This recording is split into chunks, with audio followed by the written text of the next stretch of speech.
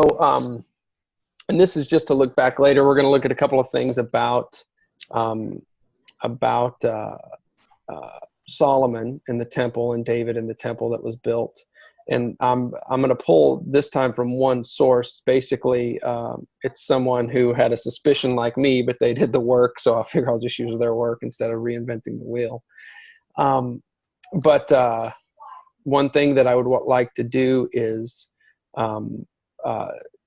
come back to this homilies part. Homilies 2, chapter 52, sins of the Kedoshim denied, where he's denying those sins. But that would be for a later time. But my original assertion, my original thought was, and this portions of what I'm going to read, this person, spells out some of this stuff as well. Is that my question was: is the temple, the original temple, was it supposed to be built? And so that was some of the first, I just had that question. And so I'm going to go to this right now. Hold on one second. I'm going to mute.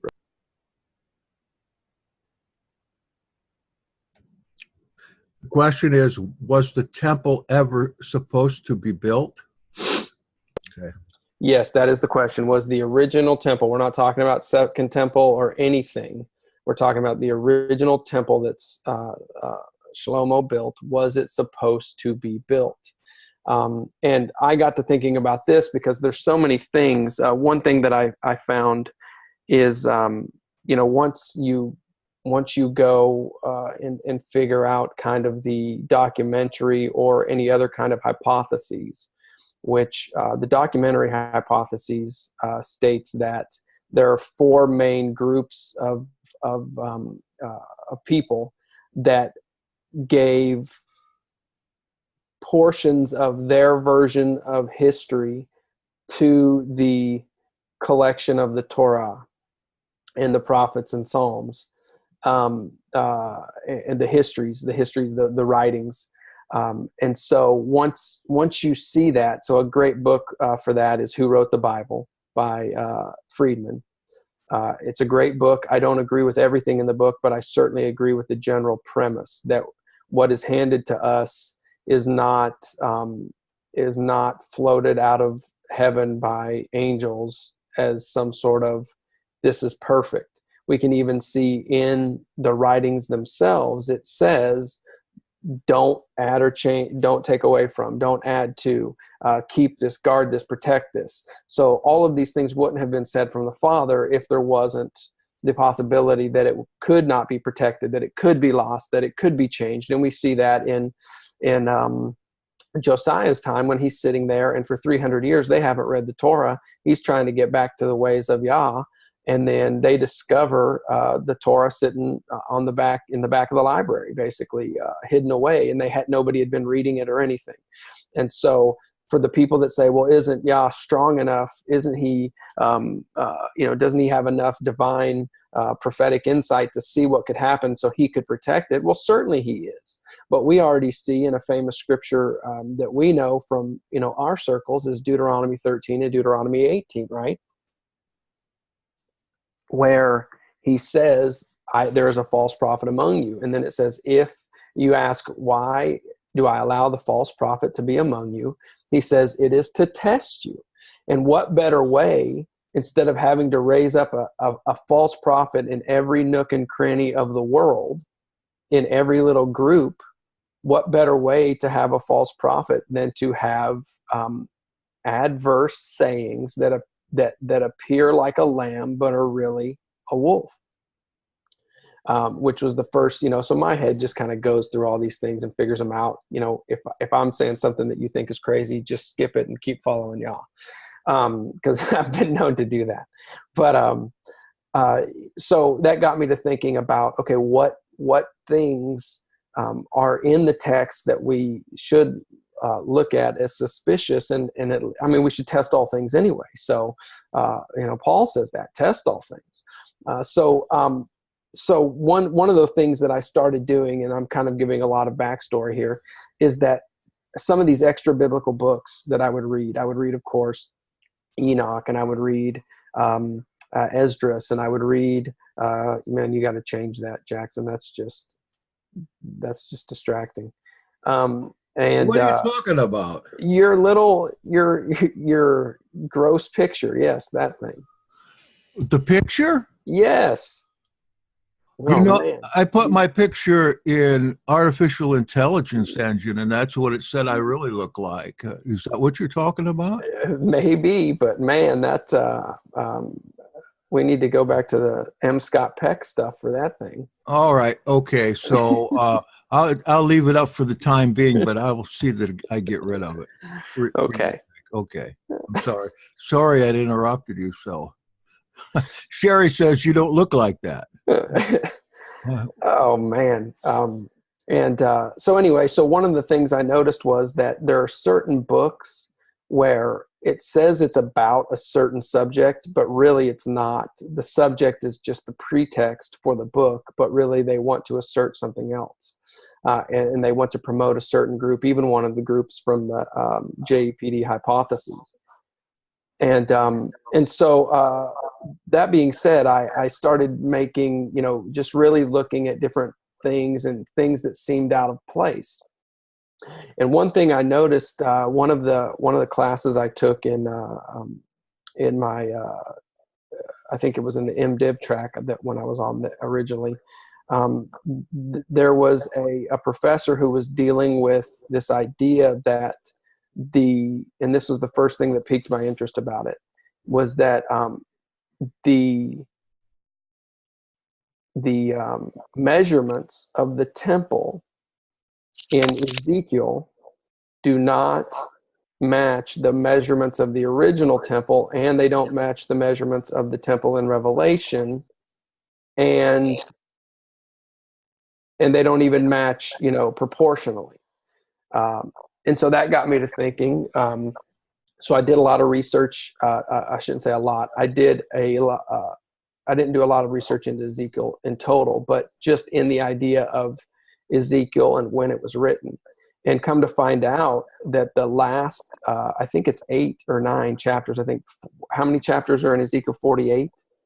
I think 40 to 48 or whatever it is, the end there was written over a decade later. I think it's like 12 years later or 15 years later.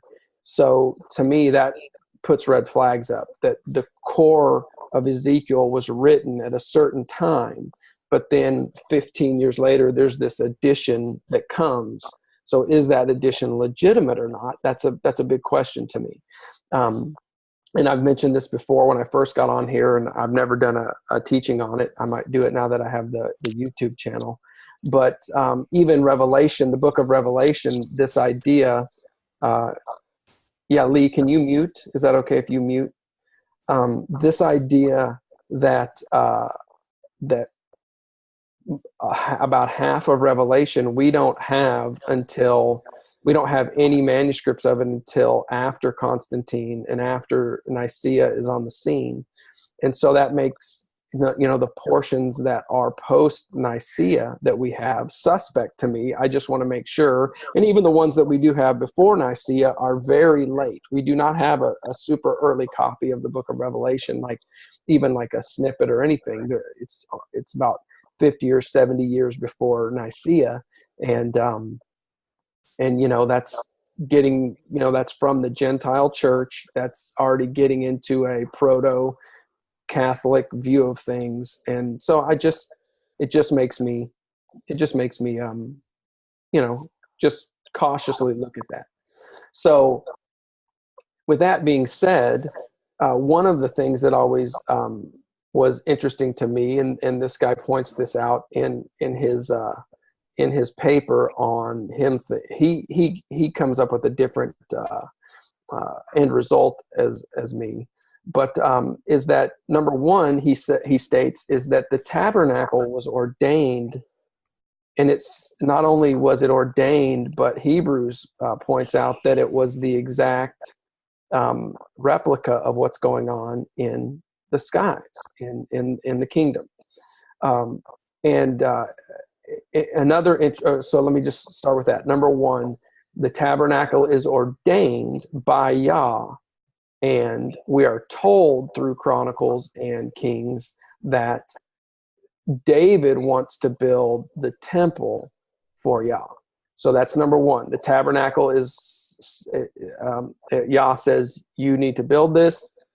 He never says you need to build the temple. And that's absolutely true. There is nowhere in the text that Yah commands the temple to be built, or does he ever say he desires it or wants it or anything. And I don't know, maybe you guys don't, what are you guys' thoughts on that? Is that something that would be a problem? Can we do things for him without him asking? Are they necessarily bad? Or is it bad if he asks us to do something and then we replace it with something else without him asking us to do so, when our original charge was to have the tabernacle, and now we just switch it to the temple? Is that a bad thing in anybody's eyes?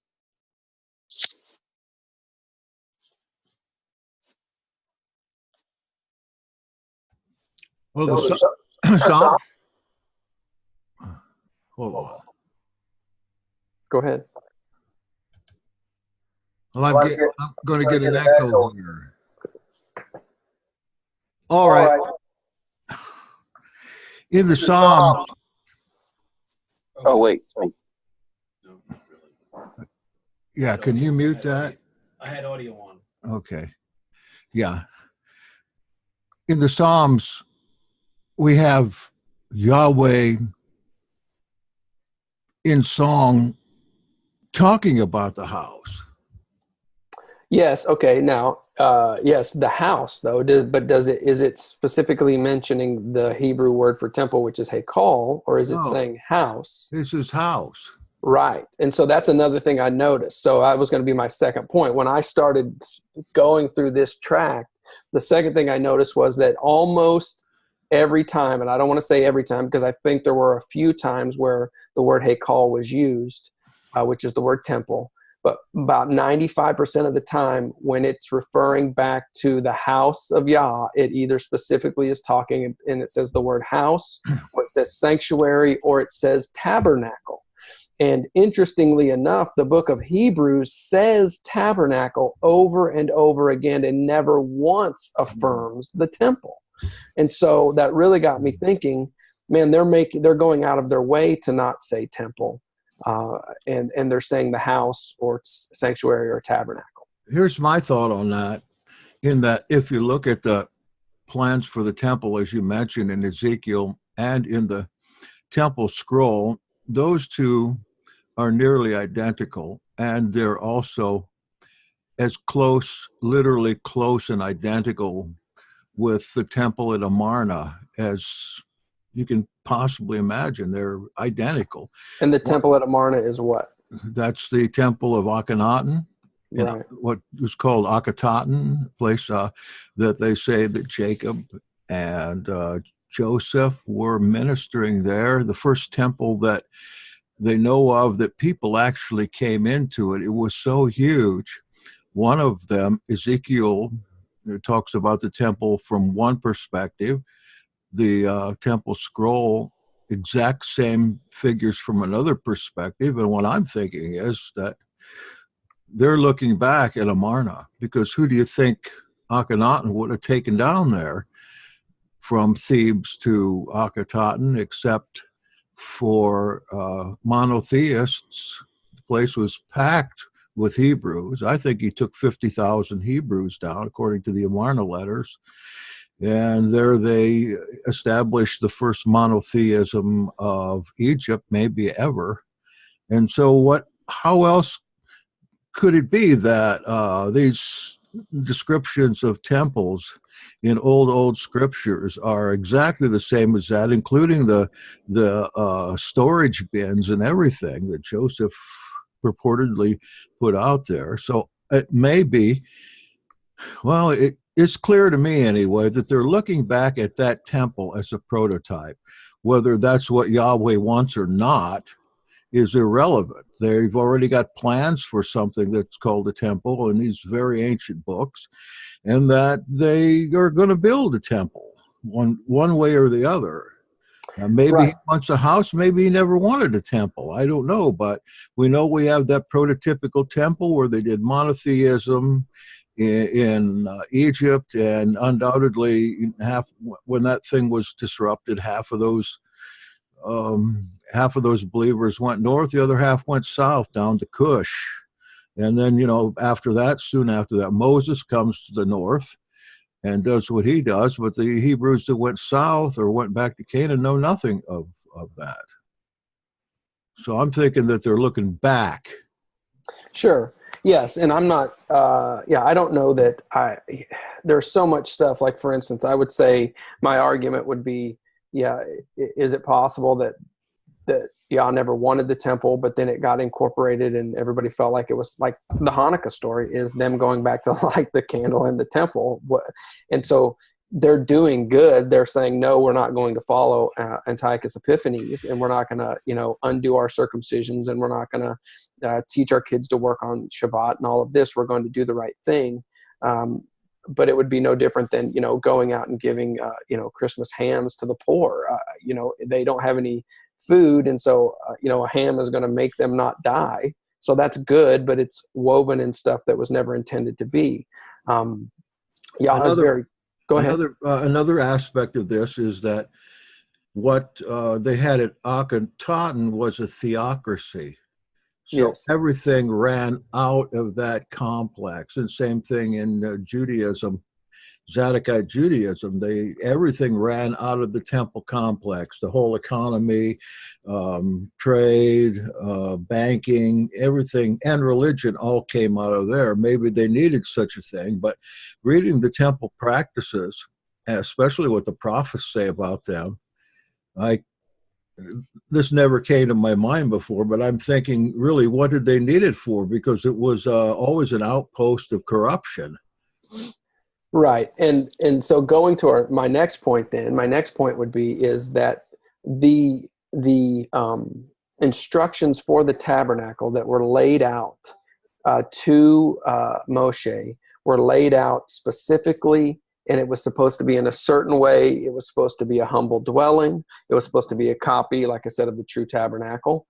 But the concept of this exalted or exceedingly magnificent and glorious temple that's talked about in Kings and Chronicles stands in opposition to what Yah had in mind. Even remember when people wanted to sacrifice, and he said, okay, you can just put rocks up, but you will not hew the stones in any certain way. And I'm taking this from that one research that this one brother did, that he's showing that there was a sacrifice that was happening, but it was not to be done in any grandeur or splendor as to give grandeur or splendor to the things that were getting the altar itself. It's clear, and if we turn to, let's go there, 1 Chronicles 17. Let me pull it up here real quick. We know one thing for sure, and that is 1 Chronicles 17, verse 3. But the same night, the word of Elohim came to Nathan, saying, go and tell David, my servant, thus says Yahweh, you are not to build a house build me a house in which to dwell. Point blank, we know for sure that David was told, you are not to build a house. Okay? So then what does he do? He goes and completely becomes obsessed, according to the record. Now, has the record been altered? I don't know. Is this something that, I think maybe the record has been altered, but at this point, I'm just going to take it as face value. He goes and says, okay, well, then I'm going to prepare as much as I possibly can. He's got a dissertation in there, a monologue about him not being able to sleep at night because he's got all these things lined up for the temple when he was already told, you are not to build me a temple. So we know for sure that David was not to build the temple, but yet he did every single thing so that the temple could be built. And then he commanded Solomon, saying in public, saying, you have to build this temple. So he was told not to build it, but yet he gets everything ready and does basically everything, draws the plans. And I think they started, even if I remember correctly, they started putting stuff out on the place where he was going to build it. So he's it's like, I mean, I don't know. It just strikes me as odd that he would go to all these lengths to build it when he was told not to build it, and he does every single thing he possibly can. It just doesn't sound like the David that we know. When he was going to do something, he did it, whether it was good or bad. You know what? When he went out to attack Goliath, he killed Goliath. When he went out against the lion and the bear, he killed the lion and the bear. When he went out and did his thing against Saul, but respected Saul, he did that to the utmost. When he went out with Bathsheba and then killed her husband, which we don't know if that's true or not, because I'm going to read this part about the Naz Acts, but he even did that to the utmost until he figured it out. But in this does not sound to me like David. He's told not to do something, so he just does as much as he can. No, he was either going to do it or not from the David that I know. But here's Naz Acts, Homilies 2, chapter 52, Sins of the Kedoshim Denied, on page 275. The Kipha answered with good reason, I neither believe anything against Elohim nor against the just men recorded in the Torah, taking for granted that such are impious imaginations. For I am persuaded that Adam was neither a transgressor, he who was fashioned in the hands of Elohim, nor was Noach drunken, who was found righteous above all the world, nor did Abraham live with 3 wives at once, who on account of his sobriety was thought worthy of numerous posterity, nor did Yaakov associate with 4, of whom 2 were sisters, who was the father of the 12 tribes, and who was suggestive of our master's presence, nor was Moshe a murderer, nor did he learn to judge from an idolatrous priest, he who set forth the Torah of Elohim to all the world, and for his right judgments has been accounted a faithful steward. So here we have Peter in the Clementine homily saying that he doesn't believe these things against the set apart ones. And he doesn't mention David by name, but he does mention a few other examples. And I would say that, I would hold David in there. So you could say that he doesn't believe that David would have done such a thing. I don't know if he would have or not, but I certainly feel that the description of David getting everything ready, even though he was told not to do it, even though he was told not to build it, and almost, it just reeks of, a rebellious kid just doing every single thing they can within the specific confines of what you said, but really going against your desire for them. I don't know. Do I sound crazy on that? Does anybody have any thoughts on that? There's some thoughts on your chat. You might want to take a look at chat, because there's a... Right. So Desmond puts up there, the Lord said to me, your son Solomon is the one who will build my temple. I have chosen him to be my son, and I will be his father. I will make his kingdom last forever if he continues to obey carefully all my laws and commands as he does now. Mm-hmm. Yes. Are you saying Yahweh didn't tell him Solomon would build him a temple? Yeah, I have suspects about that, absolutely. Solomon had one of the best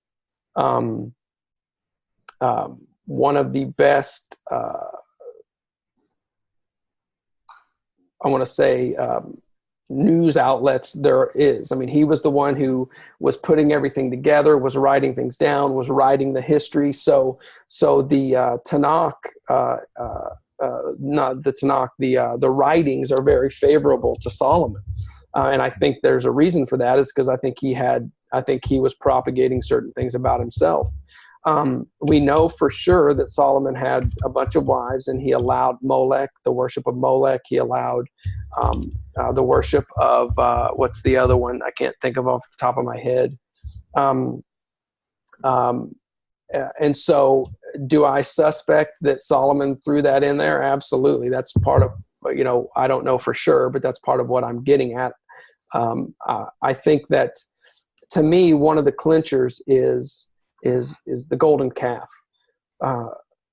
When the people built the golden calf, they did not say that they were worshiping other gods, other Elohim. They said, this is Yahweh. This is Yahweh. This is the God that brought us out of Egypt.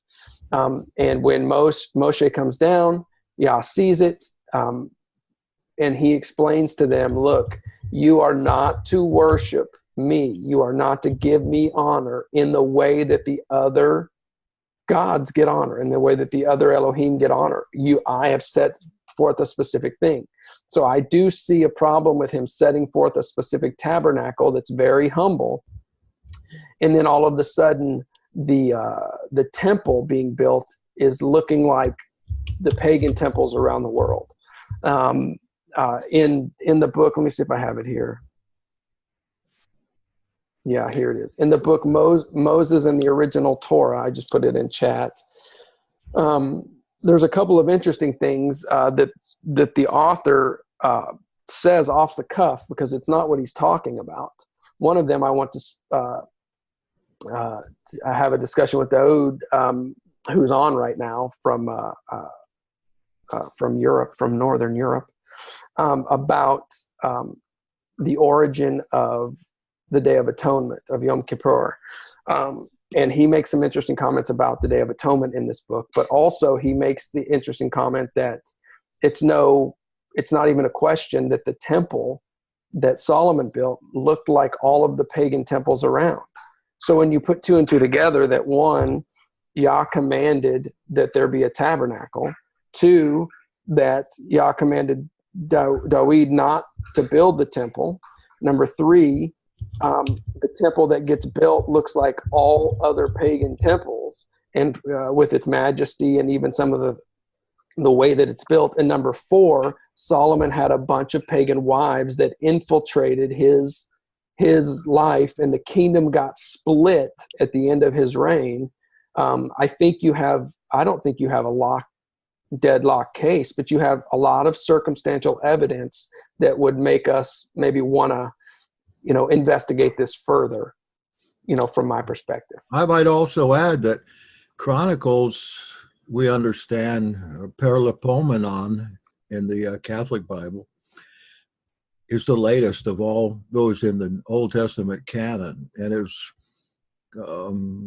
it was written about 600-700 years after these actual occurrences. And you can read, especially in the part about the dedication of the temple, you can see that it's very lavishly, almost novelized in Chronicles compared to what it says in Kings. It's almost like a hagiography of the various saints that they're looking at, kings and potentates and so forth from back then. But it is so far away.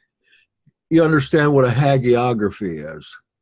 It's a retelling of a story where everything in the story is made to look holy or good. You take, for instance, some of the later Christian writings, 3rd and 4th century, that look back on some of the things that supposedly happened in the 1st century. There's all kinds of miracles, and there's all kinds of supernatural things go on that may or may not have actually happened. And the thing with Chronicles that even as a young man, when I first read that, struck me was comparing King's dedication of the temple and Chronicles' dedication of the temple. They are by far dissimilar. Yes. Similar. And of course, I came to understand that better when I found out that it was like 600-700 years after the fact that was written. I think that has something to do with it. Yes, absolutely. And that book that I posted there in the chat also talks a little bit about the idea. He just takes it for granted that the words that are put into Solomon's mouth for the temple in the prayer, he shows it very clearly that there's no way Solomon could have prayed that, because it just doesn't match. So this was put into his mouth later. The theology is not matched to that time at all. Right. Theology is different. So this is Moses and the original Torah you're talking about? Yes, it's a very interesting book. Okay. It's very interesting. Why don't you scan that book? It's like $20 for it. I'll see what I can do. Just let me go on a little bit more. And again, I think this is a preliminary, very cursory look at this. I've not had time to look in this as much. That's why I'm kind of getting it out here. Hopefully some of you can take some time to look at it and find some things maybe that go against it or go for it or whatever. But this is Josephus' Antiquities. One thing we got to understand too is Solomon, Shlomo, is always looked at as an associate with demons through Jewish history. It says here in I think I can probably grab this and post in the chat in a second. Elohim also enabled him, Solomon, to learn that skill which expels demons, which is a science useful and sanative to men. He composed such incantations also by which distempers are alleviated, and he left behind him the manner of using exorcisms by which they drive away demons, so that they never return, and this method of cure is of great force unto this day. For I have seen a certain man of my own country, whose name was Eleazar, releasing people that were demoniacal in the presence of Vespasian and his sons and his captains and the whole multitude of his soldiers. The manner of the cure was this. Okay, and here's how he expelled them, this man, and apparently this man got it through Solomon.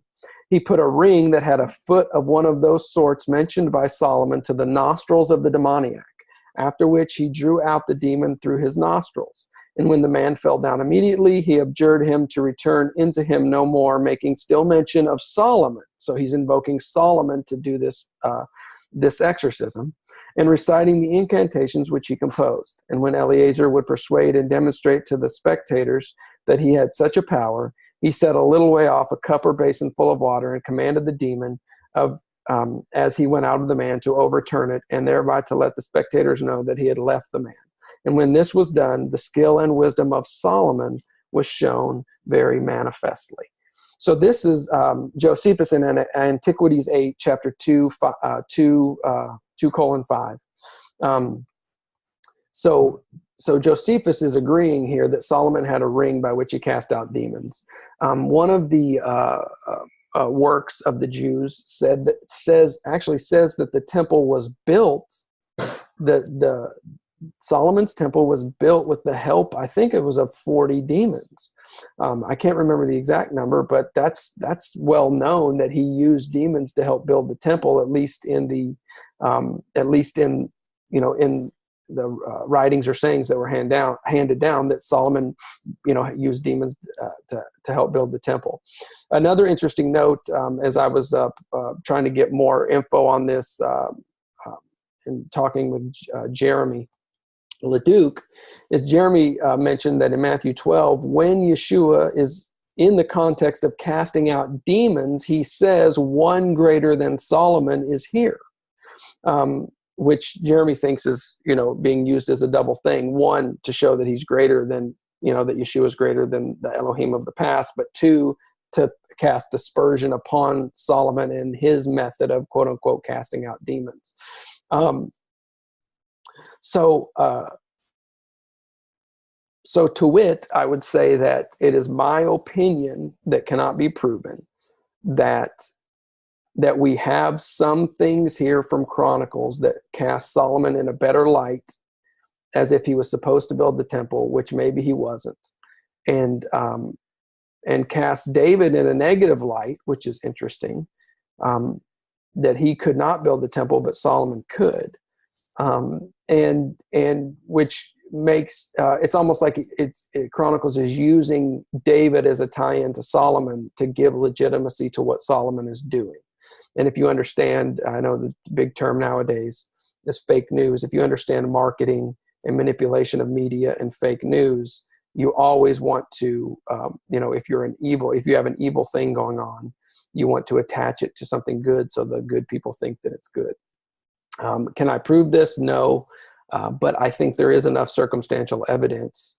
The Sacred Feminine said, is the problem with a temple versus a tabernacle the lavishness of the temple, or is it that Yahweh did not want a dwelling place after the tabernacle? I would say yes, both of those. I would say both of those, in my opinion. Number one, they were not commanded to build it, and you don't try to build something.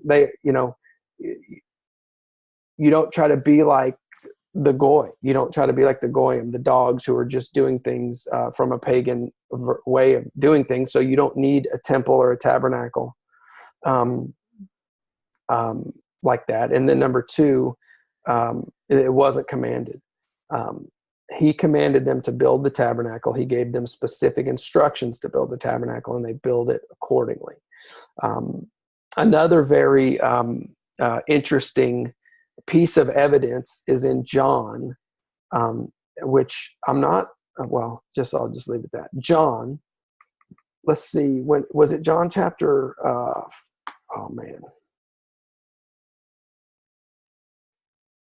where was it when they try to show him the temple?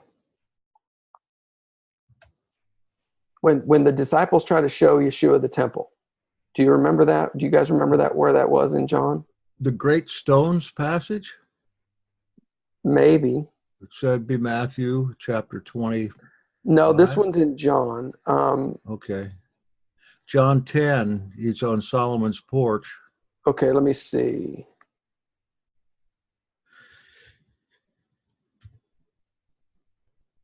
Let me do it real quick. Let me just see here. Does anybody have any questions while I'm looking this up?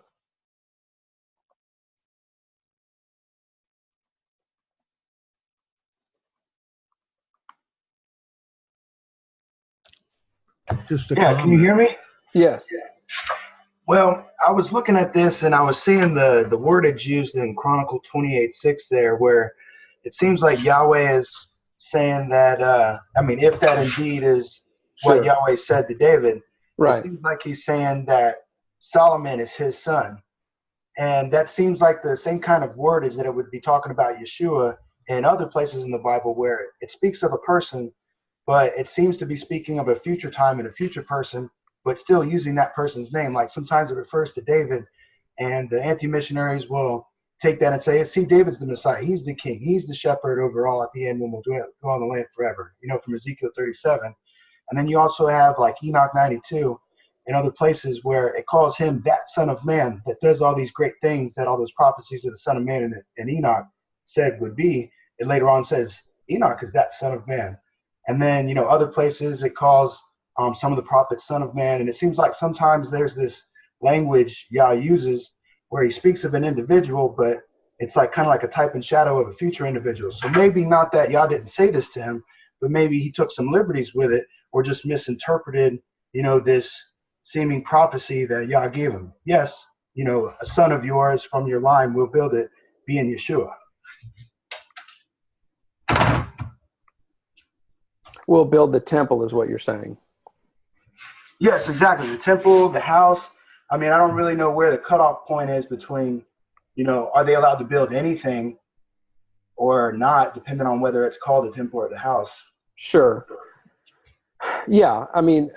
Anyway, oh man, I wish I could find that in John.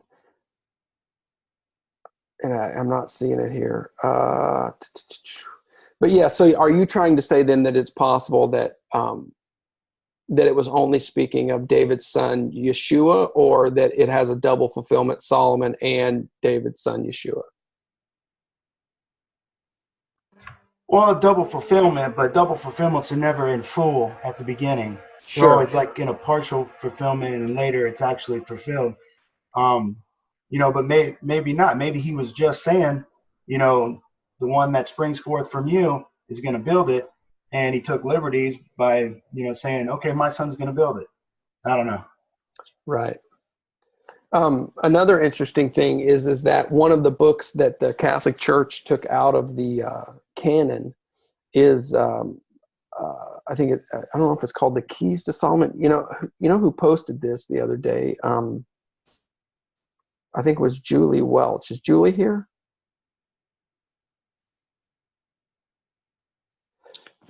I'm going to look up here. No, she's not here. Okay. Another thing, it was shown that one of the books one of the things. Oh, here it is, right here. I'll post this too, so you guys can see this. Solomon 2, 1 through 24. So Julie posted this the other day, and it was while I was looking at this subject. And this guy, there it is in the chat.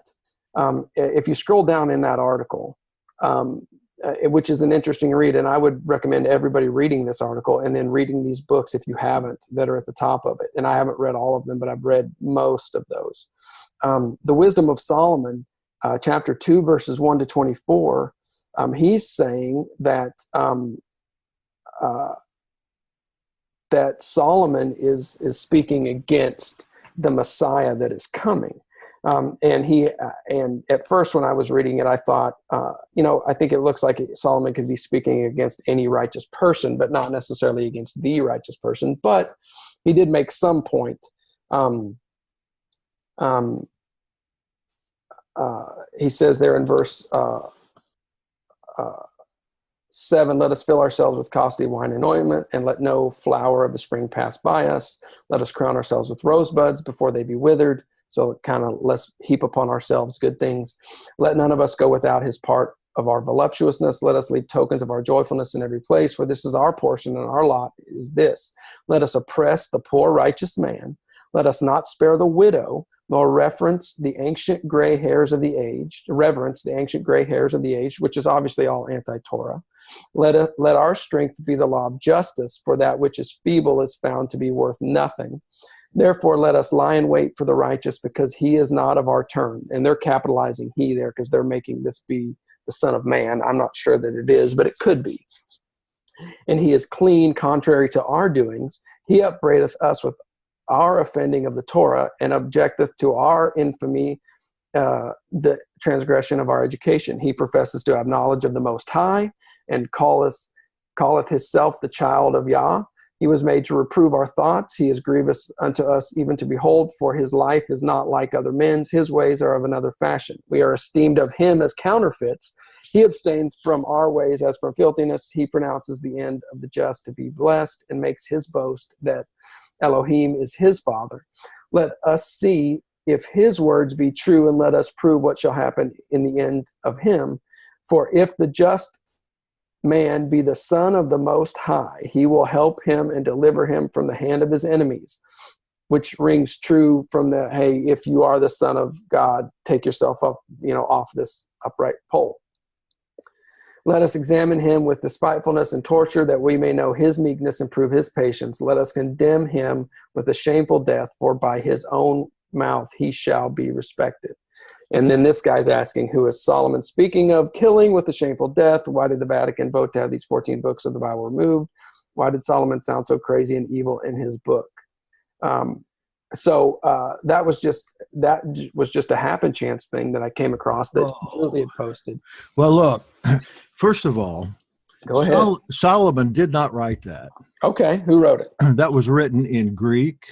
Okay, it's not from a Hebrew perspective. It's fully. It doesn't sound like it. No. No, Wisdom of Solomon is well known. It didn't exist until about 100 BC.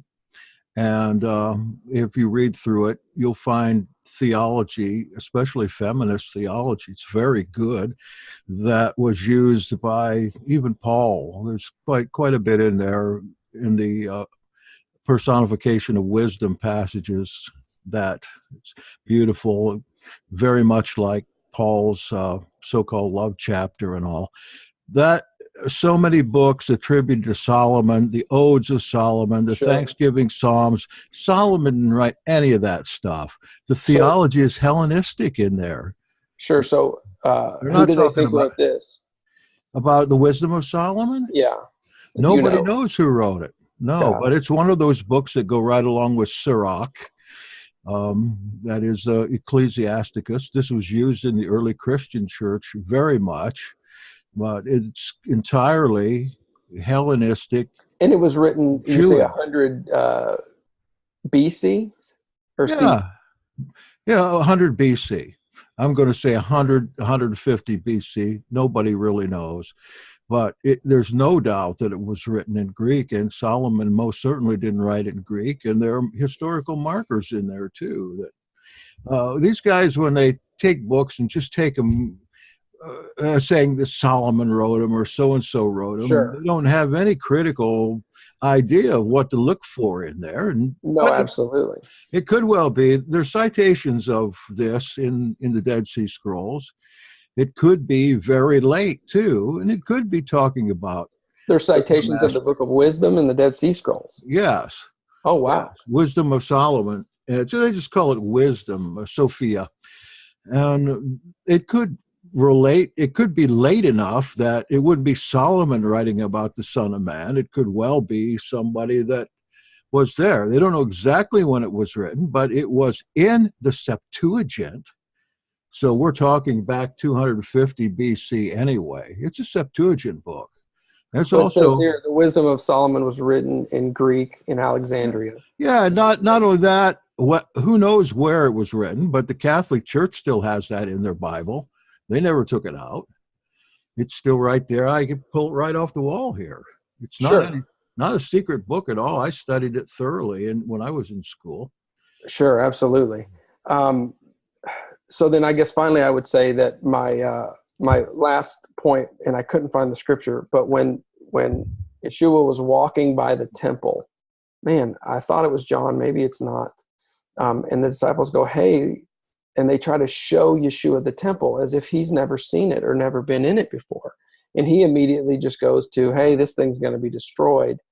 It didn't seem like Yeshua had much regard for the temple, other than, he went in there and whipped up the place when they were buying and selling. If he was, as we say he is, he never went in the temple because he was not allowed in the temple. Now he was allowed on Solomon's porch and the walkways around there and the place where people taught, the court of the Gentiles. We see him going into there, but he would not have been allowed to be in there because of his religious faith. He did not sacrifice there. That's pretty well known.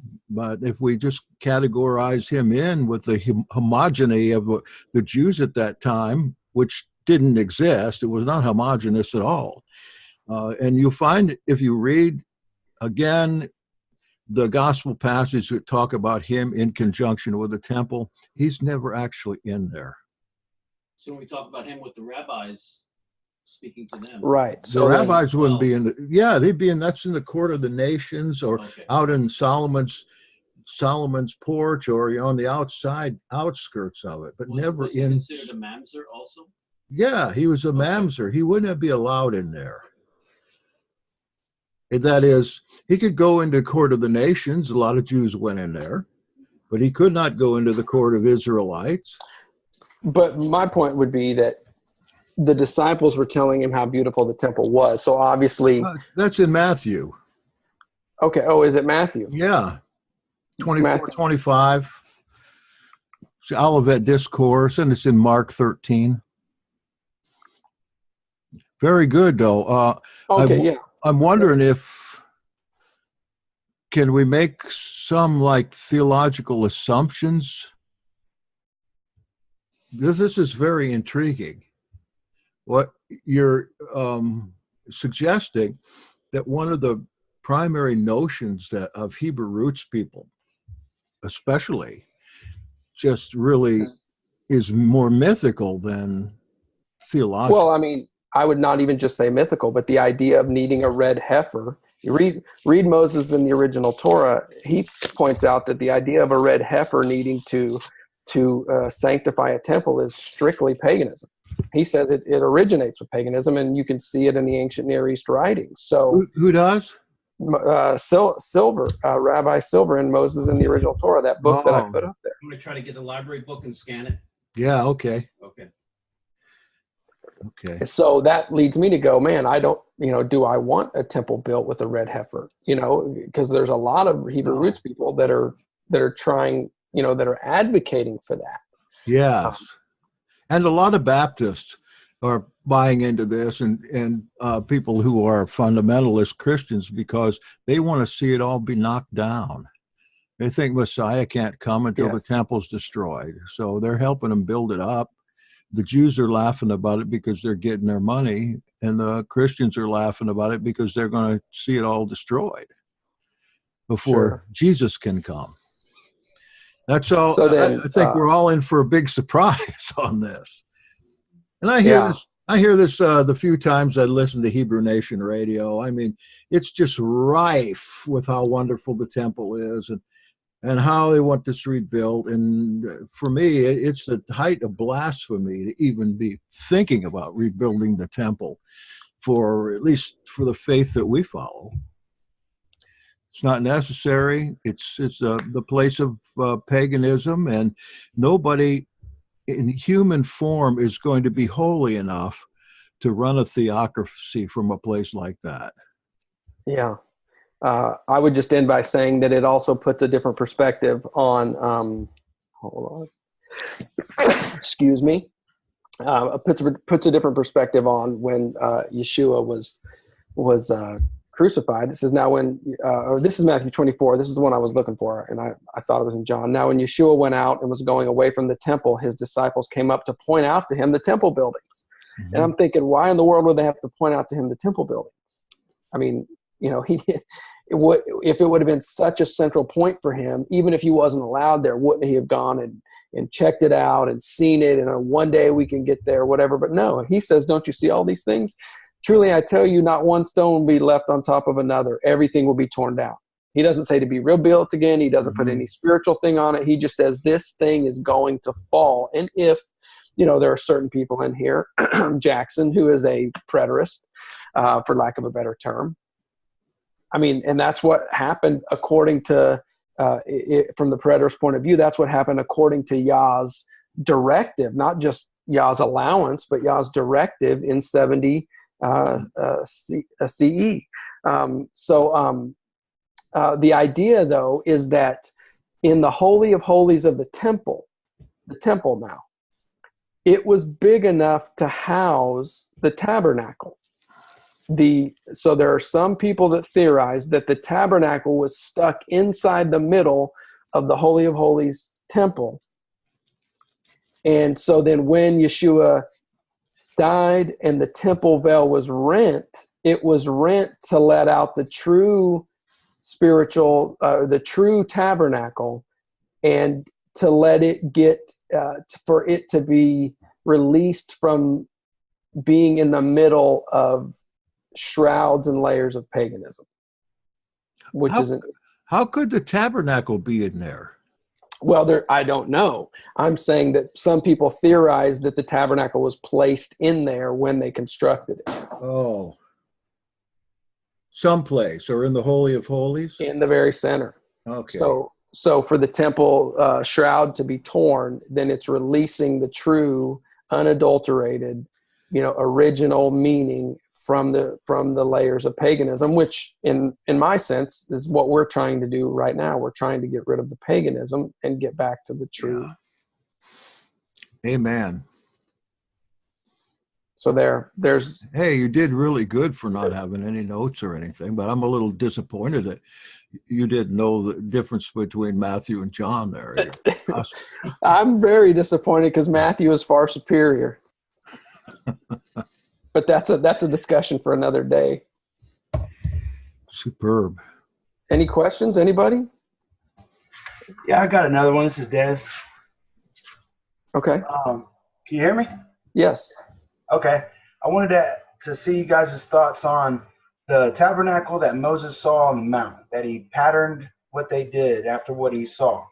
Well, what was it that he saw? Did he see Yeshua and patterned it after that? Was the commandments to build it, literally to build this physical structure, or was it speaking of us as individuals becoming the blocks that would build the body of Christ? I mean, it could be both. I'm just saying, what do you guys think he saw that made him say, okay, this is what we're building? Did he actually see a physical temple? If so, Yeshua be in that temple in the end. And it says there'll be no temple, but Yeshua will be that temple. I'm just trying to connect those two ideas between what Moses saw and patterned after and the temple we're told in the end. Yes, that's a good question. Where is it in Hebrews? Hebrews is perspective in Hebrews 9, if we could look that up real quick, Hebrews 9, I think 11 and 23.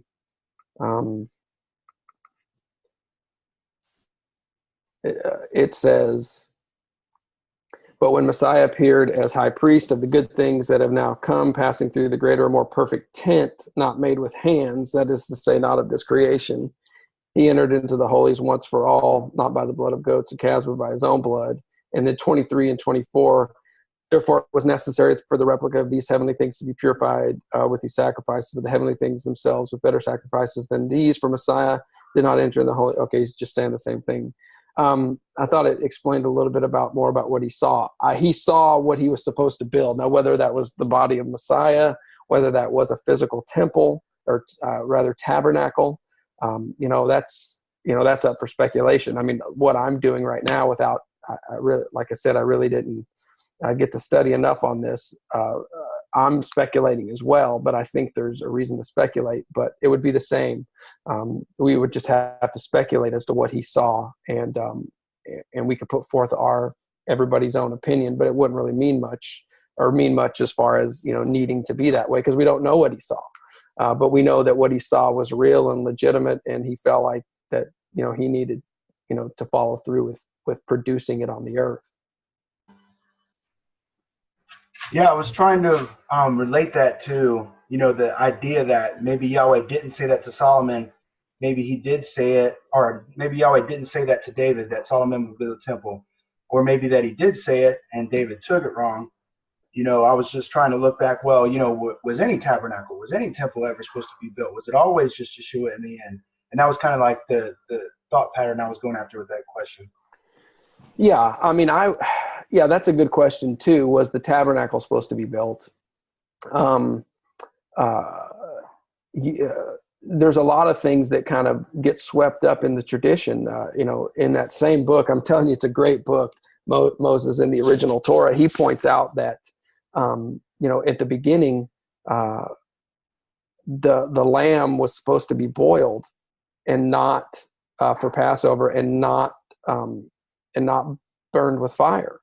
And then later you have this directive that it's supposed to be burned with fire. But he specifically said in the beginning, you're not supposed to burn it with fire, you're supposed to boil it. So he's showing that at the beginning, this lamb being boiled was not some sort of sacrifice at all, because it wasn't done in that directive. But later it comes to be a sacrifice, probably not, obviously not from the original.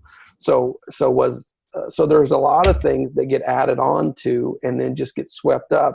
I tend to think that the tabernacle probably was original and supposed to be there, but I certainly think there's probably some good arguments that maybe even it wasn't as well, but I wouldn't go that far. But again, I haven't studied it out enough yet either.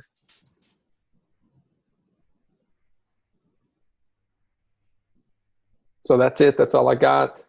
I probably won't put this subject on my new YouTube page, but I want to put some others on there. I posted on the Yahad think tank. So if you guys want to hear any subjects, please put them on the comments there. I've got a couple of videos up, and I'll try to do a couple things. Thank you. Congratulations on your YouTube account. Good to see it. Yes, sir. Okay. Shabbat shalom, everyone. Shabbat shalom. Shabbat shalom.